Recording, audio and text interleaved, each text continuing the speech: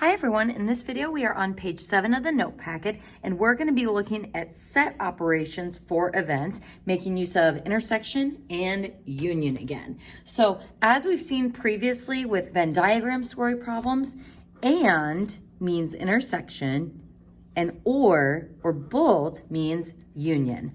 And then complement of something or complement of an event occurs when E does not occur. So a study of workers earning the minimum wage groups such workers into various categories, which can be interpreted as events when a worker is selected at random. So that's the event. So event E, the worker is under 20. F, the worker is white. G, the worker is female. So describe the following events in words. So the complement of E, if the worker is under 20 for event E, then the complement of E would be the event that the worker is not under 20. And you could also write that as 20 or over. Being careful with the wording because under 20 means less than 20 and 20 and up is inclusive or 20 is included there. So the event that a worker is not under 20. All right, looking at our next one. The event that the worker is white and female. And since it is intersection, it would be and in between those events. So the event that the worker, so the worker selected, is white and female. So key thing when we're thinking about interpreting problems is intersection is and. So then union notation on this next one, this is the event that the worker is white or female. So union is or, intersection is and. All right, folks, the next definition we're going to be looking at is mutually exclusive events.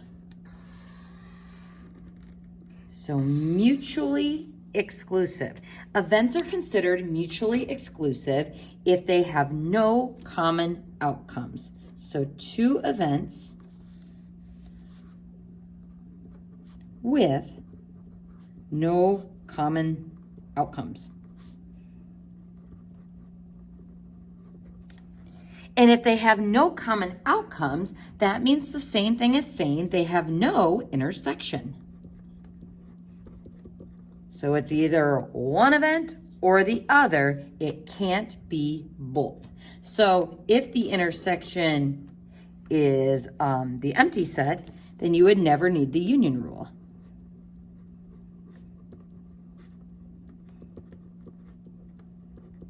So mutually exclusive, how I like to think of it in words is one or the other, never both. That's the same as saying there is no intersection. So in the following, it says, are the events in the prior example mutually exclusive? Is it possible for someone to be under 20 and white or under 20 and female? Absolutely. So are these events mutually exclusive? No, because there is an intersection. Looking at B, are the events in rolling a die and flipping a coin mutually exclusive? So if I roll a die, I would get something like 1 through 6. And if I flip a coin, I could get heads or tails.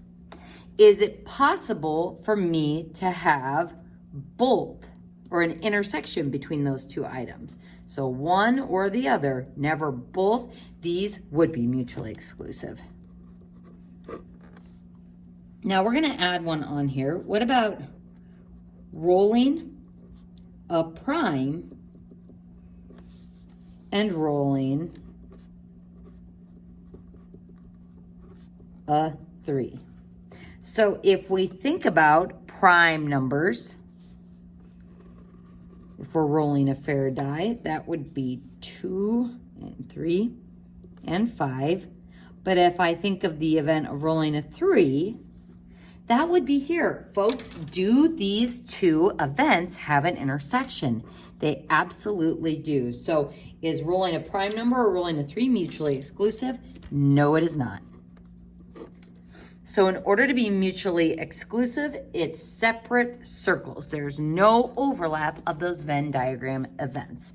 So in the next section, we're going to be getting more heavily into probability. So let's start with a formal definition for probability. First, for sample spaces with equally likely outcomes. So that means you're using fair dice and fair coins, where you're just as likely to flip a heads as you are to flip tails. So equally likely outcomes means whatever is happening is fair. Like even in this selection thing, I'm not in favor of picking one or the other. There's an equally likely chance of picking any of them. So the probability of an event is defined as follows. So probability is always a number between 0 and 1 that describes the chances that an event will happen in an experiment.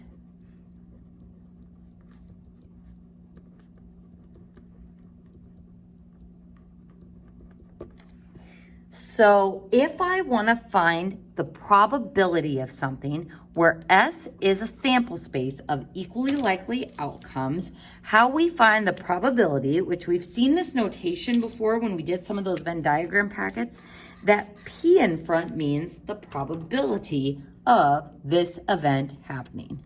So the probability of an event. And how we calculate it is as a fraction. We take the number of outcomes, that's what the N stands for, number of outcomes of a given event, divided by the number of outcomes of the sample space, or the number of outcomes in the universal set. So total elements in universal set. So remember, sample space and universal set are synonymous with each other, just kind of different applications of the two of them. So let's go ahead and think about this first example. It says, suppose you roll a 6-sided die. Using the sample space, 1, 2, 3, 4, 5, and 6, since those are the only things you can roll when you're using a 6-sided die, find the probability of each event. So let's start with the first probability. It says event E is we want to know the probability of rolling an even number.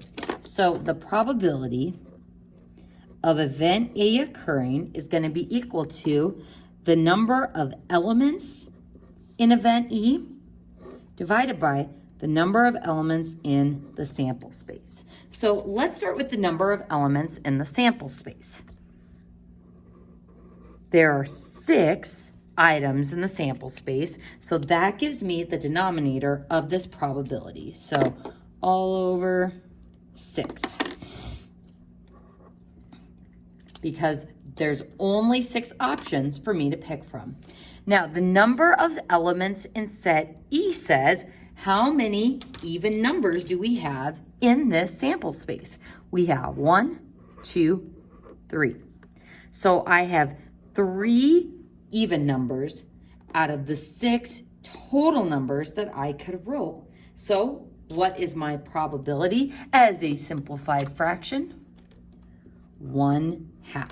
And that's going to be a huge part about this, folks, is not only writing your answer as a fraction, but simplifying that fraction as well. Now, what about event F? The probability of event F We start with the number of elements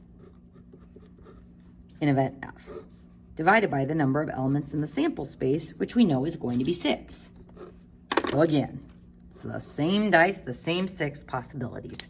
So how many of these 6 elements are numbers less than 7? All of them are. So all 6 of these are less than 7. So what is my probability? It is 1. And when I get a probability of 1, we call this a certain event.